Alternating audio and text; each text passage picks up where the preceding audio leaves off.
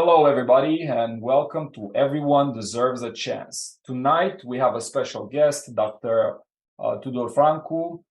He is a Romanian descent. He's an entrepreneur. He's a licensed anesthesiologist based in the Washington, D.C. area. He's an owner and founder of two medical companies. He got into real estate after meeting Robert Kiyosaki at a conference. We're gonna come back to this. It's very important. He still practices medicine, but has taken an active approach to investing in apartments.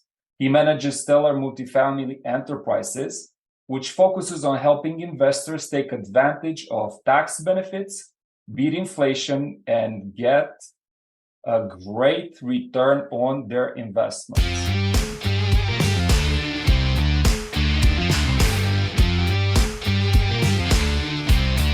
Welcome, Dr. Francu. Thank you very much for accepting the challenge of being here with us tonight, giving us the most important asset that we all have, your time. I would love you to tell us in a couple of words how this happened. How did you end up in United States to begin with? Hi, Silvius. Thanks for having me on. It's a great pleasure to be part of your journey too. And I hope our discussion will be a good, starting point for whoever wants to kind of participate in this kind of field. Just a little bit about myself. I came here in the United States when I was 28 years old from Romania. At that time, the country just came out of the communist era, and a lot of changes politically and economically happened, and I decided to leave and immigrate in the United States. It was not easy. I came here with nothing, barely no English, and have very little money with me. Started from the bottom up, did all kinds of work and whatever I could find to support myself. Up until a year or two in, I was able to start my medical career, for which I prepared and finished medical school in Romania. So at that time, I started my residency then and progressed from there, being a licensed practitioner in anesthesia. Moved from New York to Maryland around Washington, D.C., and slowly trying to, develop my career and explore other avenues of investing. I'm going to ask you an uncomfortable question really quick because I didn't mention it earlier, but how many units, how many doors are you currently involved with, like combined GPs, LPs into the syndication model? I want to bring it up there just because I want people to understand where exactly you came from, what your career was up until the point you decided to enter this field, the syndication model that we're talking about. And I found it amazing. I've been like, this is a dream that definitely can be reached. And you are the living proof for all of us. So can you please tell us about how many doors do you currently own? Yes. So to answer straight your question, it's a simple answer. I own about 5,500 doors at this point. It's a combined number of both being a passive investor and a general partner. I have put together, I'm participating in 4 syndications so far as a general partner, and the rest are owned by being a limited partner. But to expand a little bit on your question here, it's not a matter of, I think, how many doors do we have, or, what's the limit, so to speak, upper limit where we can get to. I think it's a matter of what your goals are in life. I never thought I'm going to own 5,500 doors, and I don't have a number in my mind that I'm going to, stop at. It's just a matter of like, how can you make the most of your time and your investing goals, starting from scratch. I mean, if I could do it, anybody can. I'm definitely gonna follow right behind me and the people that I network with, the syndicators that I work with, definitely looking that way. Yes, you're right. Time is the most important asset that we have, and definitely the way we spend our time. I just wanted to put in perspective just so I can fill in the gap from where you started to where you are now. And now my next question that I want to bring up to you is how did you become an entrepreneur in this country? Because I'm pretty sure that you follow your career and then you went from W2. Eventually, mentally, there was a shift that happened that made you create your first company, your first business, and got you on the growth path, because there's a road. This is a journey for sure. And I want you to share with us the beginning of the journey, so to speak. Yes, the journey started pretty early in my youth. When I was back in Romania after the revolution, I started having small little things that I was doing as an entrepreneur to earn some money. And I think the spirit was there. I just never developed it because I was not in the right environment. So once I came to the United States, I think, you tend to, as a doctor, you tend to follow a certain path, right? You finish medical school, you do your residency, your specialty, whatever it is, you get into a group, either as a W-2 employee or as a, later as a partner, if you have a chance. And, that's about it, right? So I did that. I was a W-2 employee in a group. I was working for a hospital as an anesthesiologist. And I think the best thing that ever happened to me is that I got fired. So it was a restructuring of my group. And at that time, I was trying to transition from being a W-2 employee to an independent contractor. And the chief of the group was very nice to me for a while until he ended up firing me. And I did not know what to do at that point. It was like a shock that lasted about a day or two. And now, retrospectively speaking, I think that was the best thing that ever happened to me, because that saying that every kick in the butt is a step forward, right?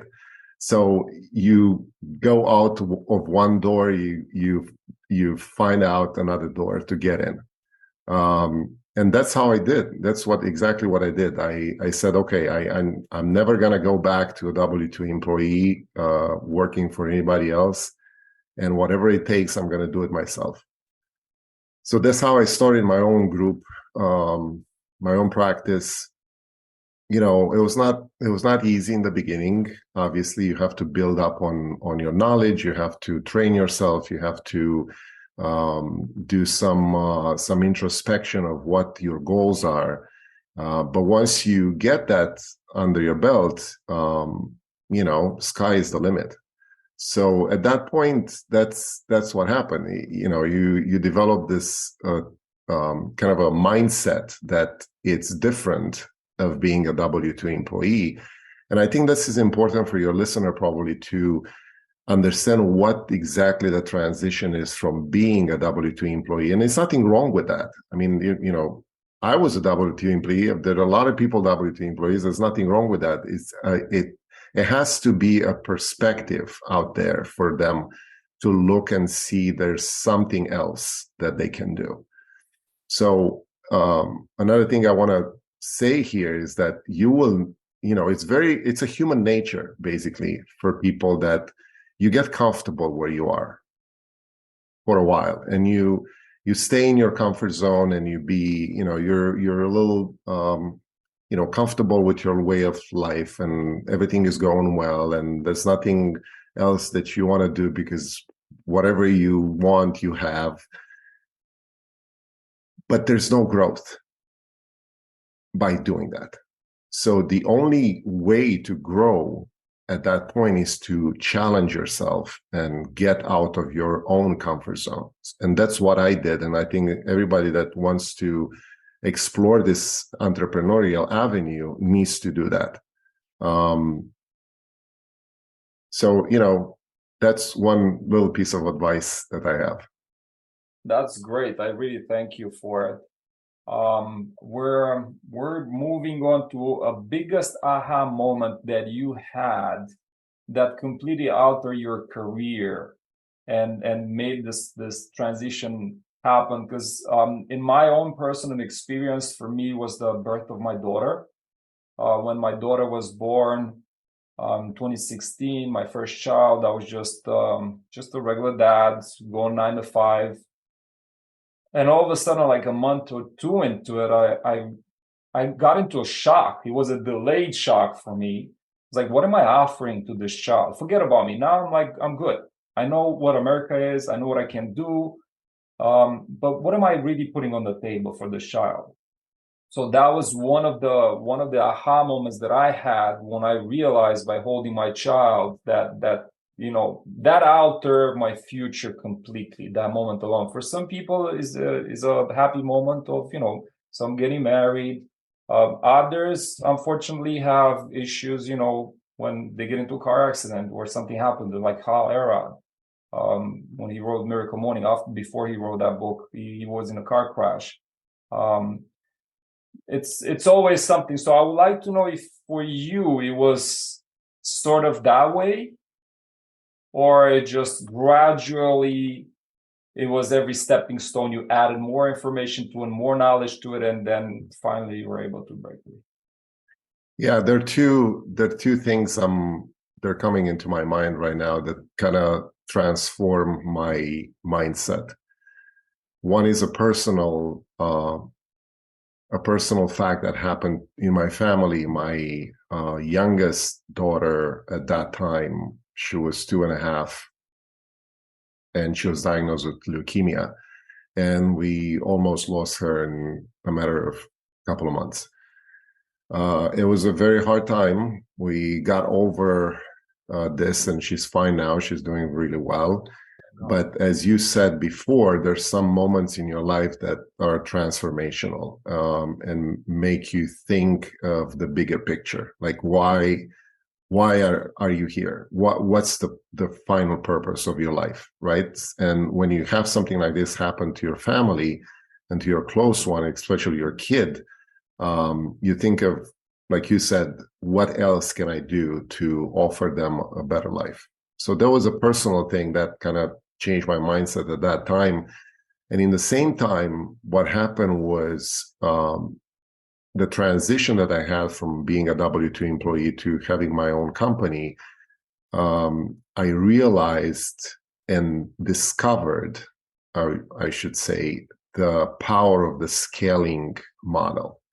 Like, you can do stuff in your life that it's limited to your own self or your own family or your own company. But when you start thinking bigger, you realize that you can scale almost everything, starting from, your work field, from your family, from your travels, from everything else. So the power of scaling model is something that I'm thinking all the time about, because that's our limitation. Sometimes you tend to get into your own head and not see the big picture. And that's why I'm looking for people, and I'm constantly looking for people that are thinking bigger than me, because that's where you get the influence of thinking bigger than you see, and you find out things that you will never know. You don't know what you don't know, right? So you have to have some other bigger perspective than what you're doing presently to realize there's something more out there. Absolutely. This is one of the reasons why I follow Grant Cardone and Tony Robbins and Robin Sharma. There's so many other people out there that Robert Kiyosaki, that I've been following for the past, 6-7 years for me now, since my personal development journey started. Absolutely. The blind spot, it's what makes or breaks you. And the scaling model, it's what kind of brought me to this step and this stage of development, becoming a syndicator. I am, as we speak, I'm restructuring my business. I'm selling my properties. I own some Airbnbs in the Poconos, and I'm just selling them because I want to go and enter the multifamily field. I feel leveraging my money there is a lot better, and scaling, like you said, I can't scale. I can't be. I have 4 properties, and after 4 properties, like I had to cut the grass on all 4 of them the same day. Like it was like, what am I doing? Like it's not even feasible. It's not possible. So that's one of the problems that I have. I'm not even talking about all the rest because you own real estate, single family homes, as far as I know. So that the I used to. restructuring came after an event, and after somebody pretty much blew away my limitations by showing me, just like you are showing me what's possible. Yeah, So definitely that's exactly what I'm going for, and that's exactly where I'm in my life right now. That's the scaling. It's what I was looking for before. Like I went to Scale Your Business Summit seminars. I sat down with billionaires, with Jeff Hoffman, just when he was launching his book Scale.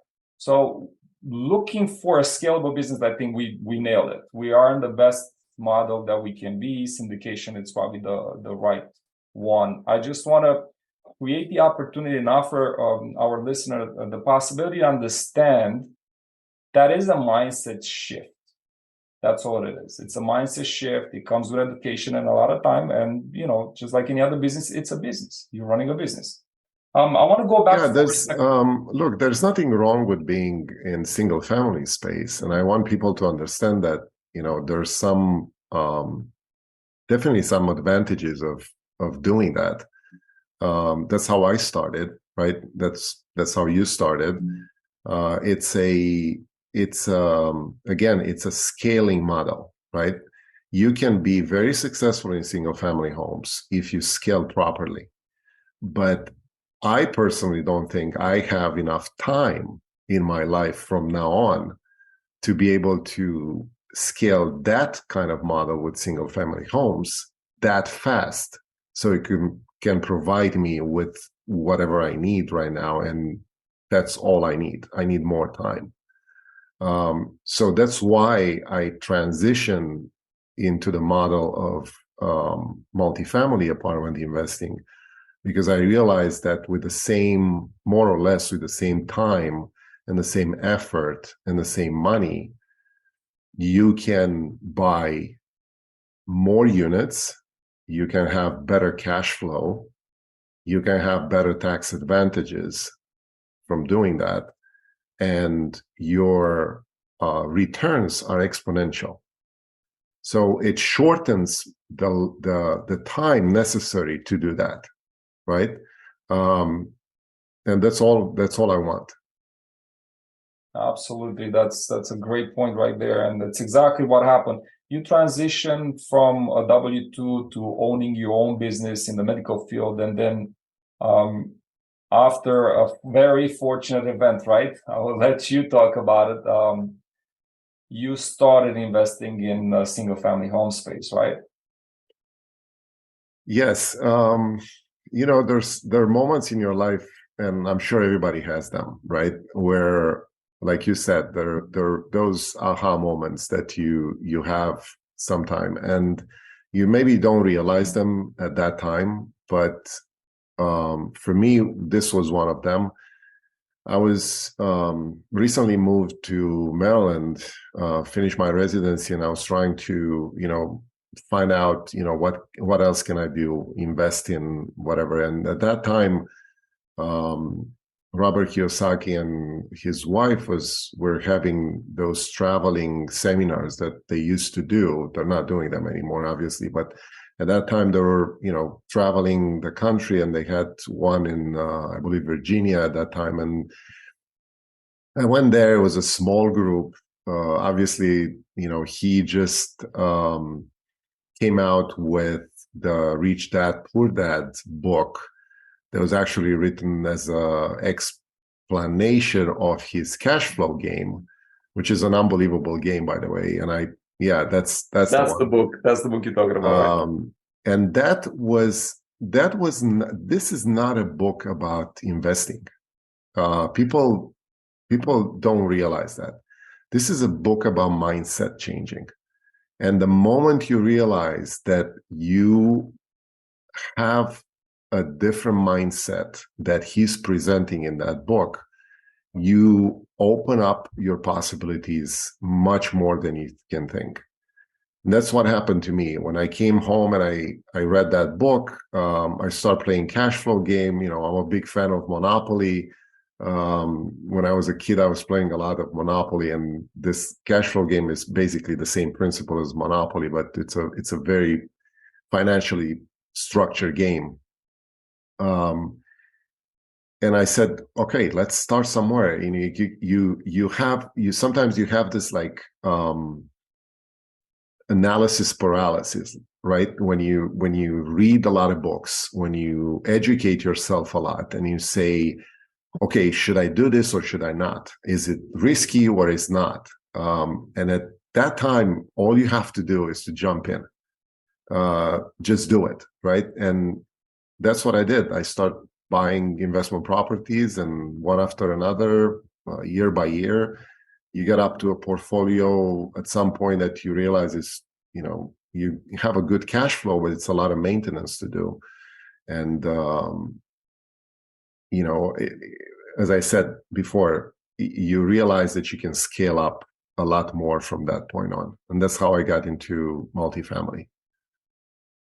That's great. Now I want to take you back to, if you had one, not everybody experienced this, but have you had like a worst entrepreneurial moment ever, like a big meltdown at one point, like overwhelmed about too many responsibilities, maybe?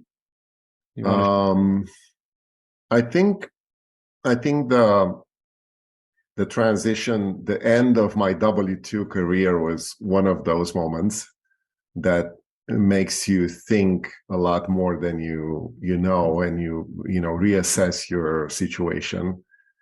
And then another thing that happened in my multifamily career a couple of years back, where I had a deal that unexpectedly went south before closing, and we were not able to close it, not because of our mistake. We had money in the bank, we had everything lined up for closing, and there was a little thing that showed up in the financial report for the last month and basically torpedoed the whole deal. And that was a big lesson, because kind of formed me to think differently. As a syndicator in multifamily business, you're not playing games. You're not playing with other people's money. You are offering a value and a service to people to grow their money. And that's where your responsibility is. When that deal didn't close, we had to take a hit, obviously, as syndicators. We lost some money in it as a deposit, but we made the right choice of giving our investors the money back, explain what happened, and be very transparent and communicate well, and prefer that we lose some money as general partners rather than the investors losing money later on. And I can tell you that basically was a very important moment in my syndication career, where I realized that people are very grateful of you doing things like this, because you gain trust, you gain a certain respect from people, that they said, hey, things didn't go well, anything can happen, there's some things not under your control, but your primary responsibility is towards your investors. And obviously, after you close the property, your tenants become also your responsibility. But there was another moment that we had to go through. Wow, thank you for sharing.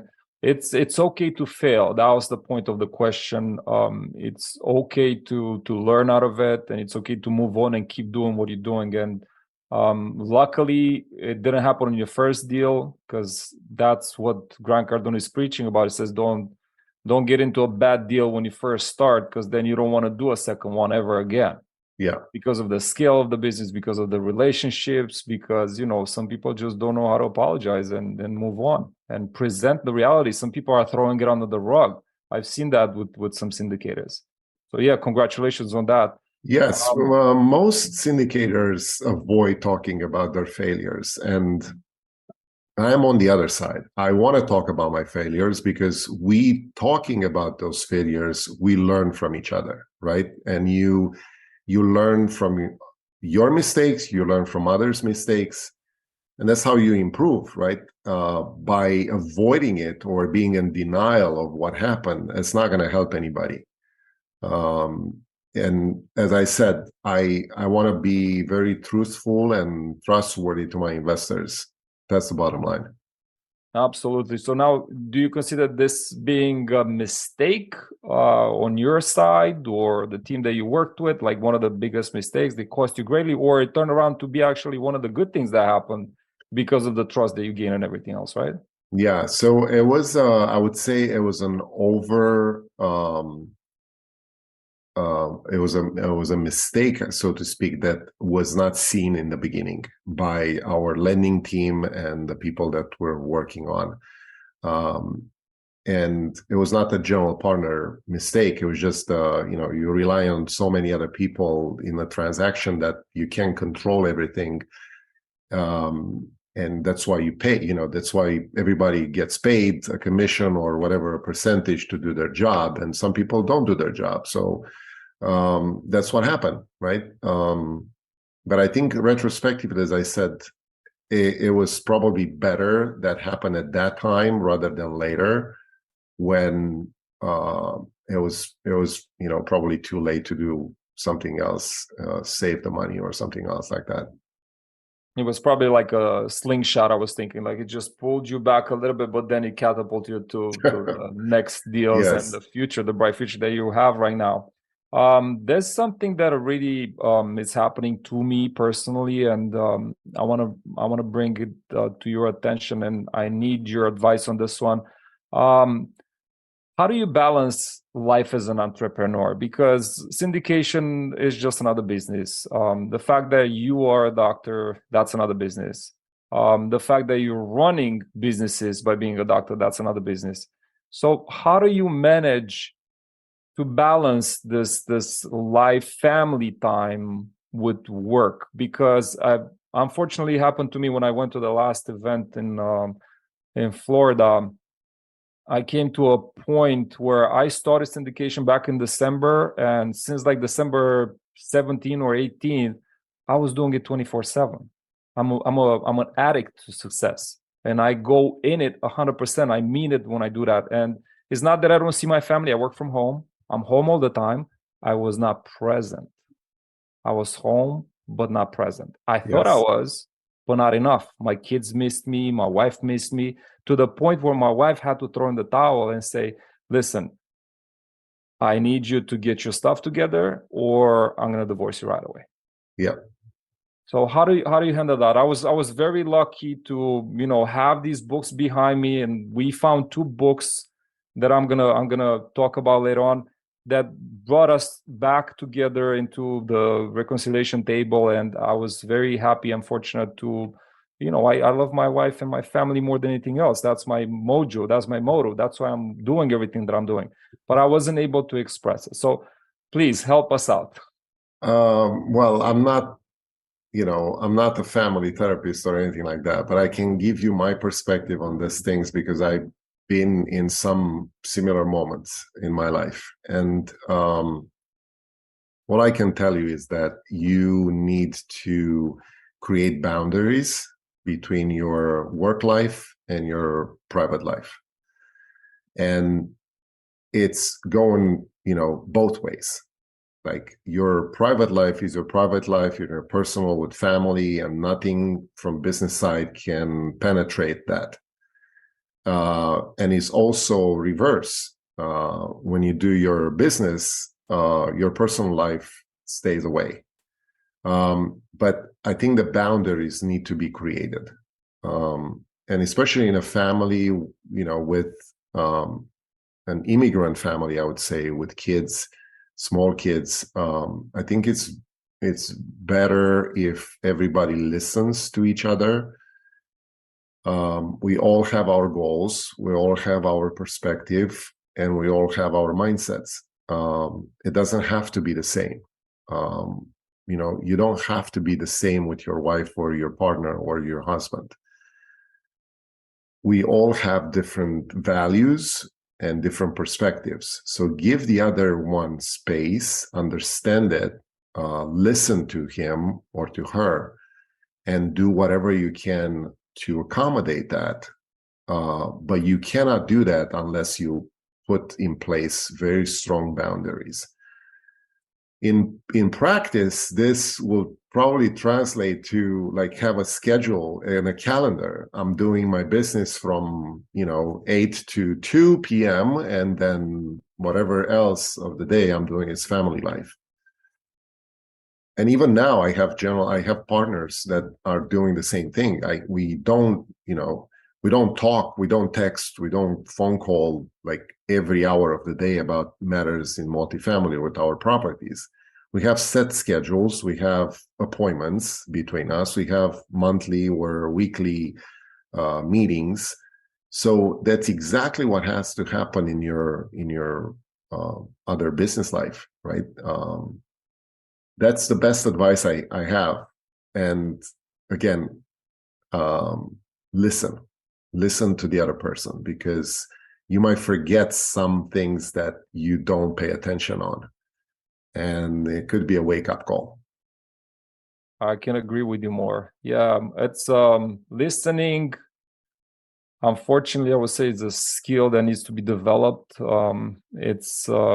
It probably takes the longest time. It's the most important part of receiving. So it's giving and receiving, but on the other hand, it's listening. I Yep. notice as I have contact with more and more people, there are a higher hierarchy than I am at this point. They are more grounded and they're more quiet.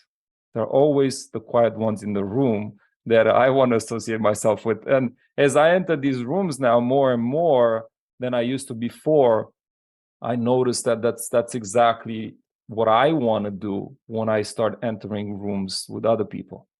You gather information, you got to listen, and it's a skill. It's a skill that I probably don't have it enough developed at this point. And we're working on it. As far as my relationship goes and my life work balance, I recently started working on a schedule. I used to have a schedule, but I was just like, okay, I'm gonna take care of the kids tomorrow. Let me finish this today. So up until I messed up. Now I have a calendar. My wife pretty much knows it, and we together decided to do some things together. Like we're going to the gym together now, which we haven't done in the past. We are developing a business together, a family business on the side of the multifamily syndication business. And my wife now is helping with a website for multifamily. She's doing a lot more work, completely involved. So now she gets to see hands-on my work and my schedule. And before 6 p.m., we cut it out. Usually it's family time for the afternoon. And during the day, we alter. We have the luxury of being home at this point, and we do have the kids in school.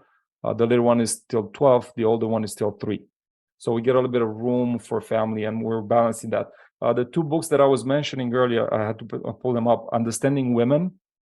It's one of them, and this literally by Alison Armstrong. It's really the one that saved my relationship at this point. And The Amazing Development of Men. That's by the same author. We went through these 2 books, and we want to follow this lady everywhere she goes. Like, she was a complete truth for us, for our perspective. Yes, That's great. That's great. Unfortunately, I meet a lot of entrepreneurs that are going through the same thing. Some of my very good friends in their 40s, early 40s with young kids, they don't even make it in business before they get divorced. And this is the side that it really bothers me to see all these happy people that I knew before now, transform and going through mayhem for some things that I'm sure they can be worked out. And just like you said, a little bit of listening, understanding, and sharing, it's probably what's going to make or break the relationship. Well, I think, yes, I totally agree with you. And I think there's something also to be said here that we are all replaceable everywhere, at work, in our business, but we're not replaceable at home in our family. So I think the priority needs to shift to realize that whatever you do in your business, it's for the family. And then when you put that priority first, you need to stick to it and say, okay, anything business related can wait. Nothing is going to happen. No earthquake is going to happen tonight. If I need to tend to my family, that's my priority. That's very nicely said. But now it brings me to the next question. Like, it seems like to me you do have a rounded personal development journey, right? In order to get to these boundaries, to set these right boundaries, you need to go through, I would say, not hell, but you need to go through the life school lessons and the books and the courses and the seminars and the mentors. So what would be, or what was your approach actually? How did you start your personal development, and what do you recommend to our listeners? It's a passion of mine, actually. I started off reading everything that I could put my hands on when I came to the United States, like self-education in finances, self-education in mindset. I went through some personal stuff in my life that I had to like stop and reflect and read more about it and kind of educate myself. So I think for me, books, and now nowadays podcasts are very helpful. You can always go back and read about that specific subject that interests you, or you want to develop, or you want to learn about. And I think it's nothing else that can be more helpful than a book that you read on your own time and you reflect upon it. And I think of course you can expand from here. You can go and get mentors, you can go and get help, outside help. You can go to personal development seminars, and all the I would say glitzy stuff, right? But ultimately what needs to happen is to reflect with yourself and your own mindset in your own room or in your own office with a book and try to digest that content in order to assimilate what you need to do. There are people out there that can tell you what to do every day. There's no shortage of such people out there. But I think what needs to happen is how much you assimilate and how much you talk to yourself. Not in a pathological way, but you know what I mean. You need to go through your own introspection to do that. Definitely understand. And I have a printout here. Now that you said, I just pulled it out, is a pyramid about learning activities and per student. Yep. Talking, it's teaching, it's a 90% retention, right? Yes. The average retention, building, constructing, completing is about 70, discussions are 50, observing 30%, seeing and hearing 20, reading is 10, and listening is 5. This is a tab that I just pulled in and I keep it in my office. I was just gonna post it. It Yeah. happens that it's been sitting here. That's a great graphic because as you notice on that, there's a passive phase of your learning and there's an active phase of your learning. Once you start switching from passive to active, you start talking about that with yourself or with others, right? And the ultimate level would be teaching others about that same stuff.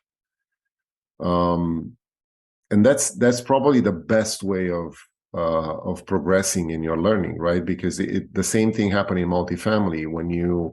When you start doing things, you listen to people how to do things, you developed your network and you start creating relationships, you start looking for properties, assembling a team, start talking to your investors, create those kind of network and relationship that you need to. And ultimately, what needs to happen is to do the deal by yourself actively and then talk to people how you did it.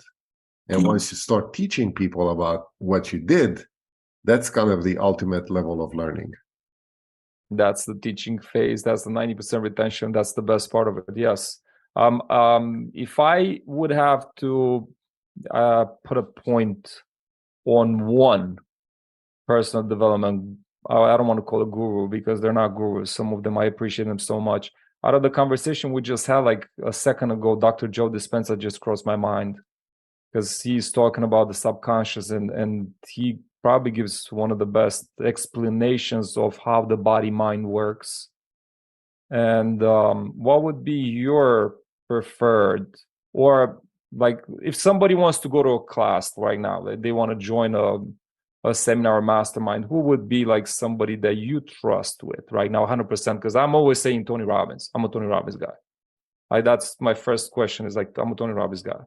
If anybody that needs any personal development, they need to start with UPW. That's my Yeah, I was about to say the same thing. I think one of my incredible events I went to was a UPW, my first UPW. And I didn't know what to expect. And it blew my mind away in terms of like how, not the physics of it, not the jumping and, clapping and all this stuff, but like I said, the introspection that happens in that seminar over the few days that you have and makes you realize, what your priorities are, what you need to focus on, and what are the most important things in your life, ultimately. So I think, Tony Robbins is probably the person who changed my mindset the most.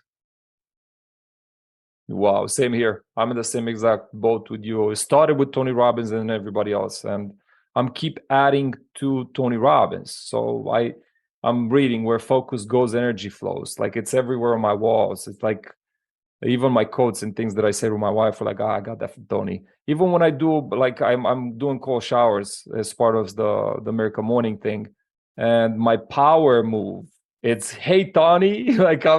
I'm reaching out to Tony because he was the one that taught me that power move, and it's so important for me every morning to do it. It brings up a new character, a new person to life every day, just by doing that. It's the things that you tell to yourself, right? That's the bottom line. It's your beliefs. What do you believe in? So the only person that stands in front of your success is yourself. Yes. That stands for correct. Yeah, I really appreciate it. Do you have a favorite book that you can drop for our listeners? Something that marked you recently? We understand the Rich Dad Poor Dad was the first one. It was one of my first books, the Quadrant, the understanding of budgeting. That was mind blowing for me. Like what comes in and what goes out, what's a liability. If anybody's asking me a question like what's in that book, I'm like assets and liability, man. If you don't know the difference between them, I don't know how you're gonna navigate in this world. Yeah. So that was my Bible. That was the beginning. Exactly. That should be a textbook for financial literacy in schools. I think somebody's teaching one of the real characters, Rich Dad. I forget the name of the guy. I think he's actually teaching it. Yeah, I think most needs to be done in this aspect, because I think present school system is not very receptive to this concept that Robert Kiyosaki is putting out there, because it will change the whole mindset of a lot of people. So I don't think it's their own interest to do that. But to answer your question about other books, I think, and I'm as I said, I'm an avid reader. I listen to audiobooks a lot. There are a couple of books that are coming into my mind that actually change the whole mindset. Was Atomic Habits. Yes. That one, is an older book, but it's very good, and it will change your structure. That's the one. That's the one, yeah. I think another book that I loved was The Compound Effect, which makes you understand what is, the investing world about. And great books. Yeah, and the recent one that I read, and it's a little different book, a little different perspective, but it's very true. It's called Die with Zero, and it's by Bill Perkins. I'm taking notes right now. Die with Zero. Die with Zero, and it's an interesting point of view of him saying, look, what is our final goal here in this life? Like, we're all gonna die at some point, right? So what do you want to accomplish when you die? You want to have, $1 million in your bank sitting there and you're not enjoying life? The kids, the government, the state is going to fight for that money to split it and tax it and whatever else happens. You don't care because you're dead. So the point is, your mindset needs to change to make those changes in your life, business-wise, being an entrepreneur, investing, to the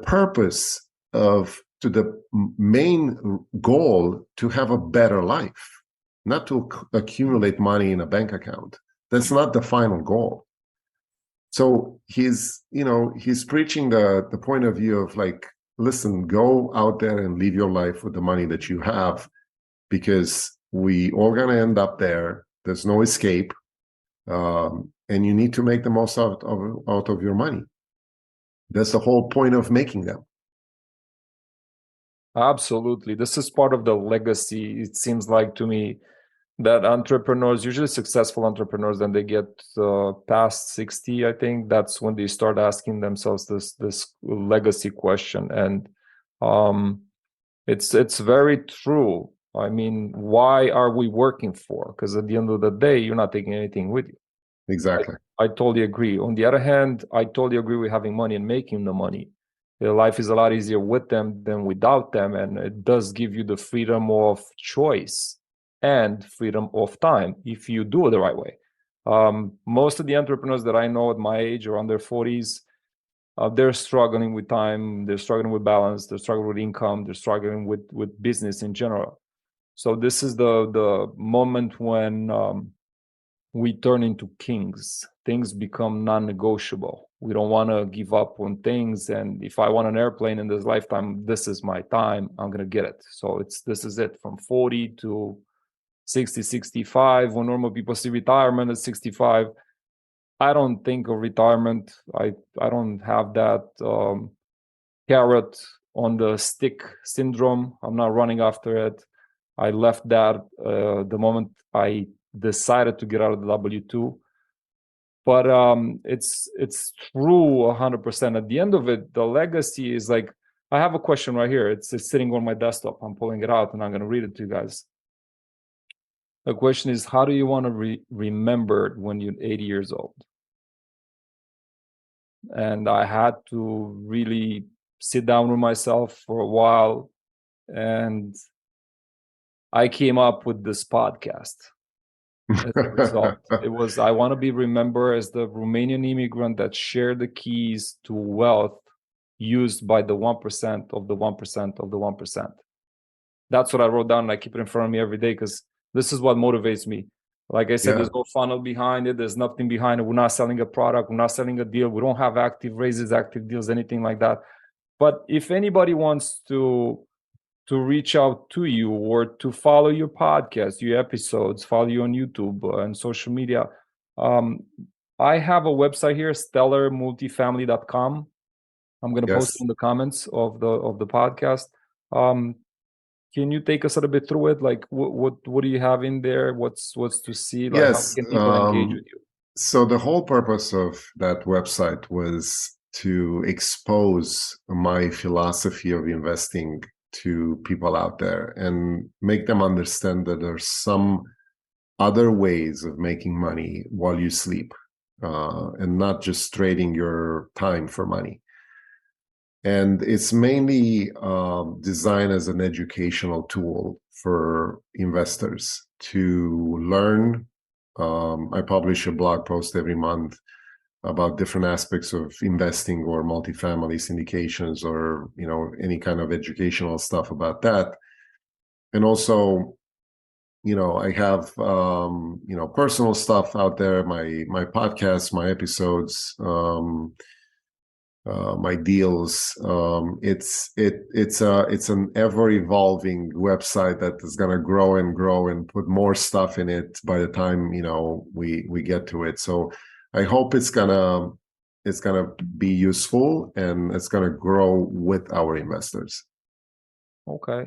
We connected on LinkedIn not too long ago, without even knowing that we're Romanian or anything like that associated. When I checked your profile, I went in to read about it because I saw we have about 15, 20 common friends, and these are the syndicators that I actively work with. So when I checked it out, I saw university, and I'm like, okay. Then it was Romania. I'm like, okay, now I know for sure. So that was how I reached out to you, and I reached out in Romanian, and that was was a click right there. And thank you very much for your time. Really appreciate it. So LinkedIn is one of the profiles with Dr. Tudor Francu. You can find him over there. And I watched some videos, some shorts on Facebook, and I also watched things on YouTube. Yes. And the podcasts are released on iTunes. Where do you have the podcast? They're only on the website for now? No, there you can find them on Apple Podcasts, on iTunes, on Spotify, whatever else other podcast platforms are out there. What is the name of the podcast? I don't have my own podcast, but I have a lot of interviews with people about the same subject. Okay. And I have a little YouTube channel that's developing right now with a lot of shorts and a lot of bits of information or questions that, I ask the audience to answer. So I just want to make it interactive and stay humble and honest to my investors and kind of try to engage them in a mindset change. Well, that's great. I thank you very much for your time. I really appreciate it. I work with Legends Equity Group. I'm a syndicator with Legends Equity Group. We're syndicating in Las Vegas, Nevada right now. We're looking for deals in the Sun Belt states, Florida, North Carolina, South Carolina. We are open to Texas markets, Phoenix, Arizona. We're looking for deals everywhere. This is a great market for this matter right now, and we're fully taking advantage of the situation created with the interest rates. We're going to probably in a few years, we're going to talk about inflation. Inflation is a good thing for syndicators. Unfortunately, for most of the people, it goes the other way. For syndicators, it goes in the right direction because rents are getting bumped. Meanwhile, the interest rates drops the value of the property. So the persons that need to sell because of multiple reasons, they have to sell. So this is exactly the pulse of today of the market. I know you're a very busy man. Very grateful for your time. Thank you very much, and looking forward in following your success. Thank you. Thank you very much, Silvio. And I appreciate you having me on, and I hope your journey is just starting. Definitely does. Thank you. I appreciate it. Thank you. Bye-bye.